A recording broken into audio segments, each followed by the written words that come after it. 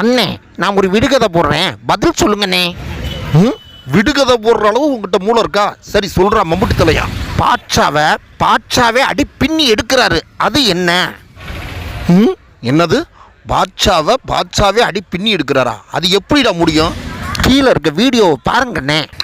ஆணும் கூட பாஷான்னு ஒண்ணு இந்த இந்தி படத்துல வர வில்லன்கள் மாதிரி ஜிகுனாலேயே கோட்டு போட்டுக்கிட்டு தம்மா பெருசு ஸ்கூட்டர் டயர் மாதிரி டாலரை தொங்க விட்டுக்கிட்டு ஒரு 6-7 பொண்ணுகளோட அப்படி ஜாலியா இருக்கேன்னு பார்த்தா நீ தனியா உட்காந்து கண்ணாடிக்கிட்ட தமிழ் பேசிக்கிட்டு இருக்கியா?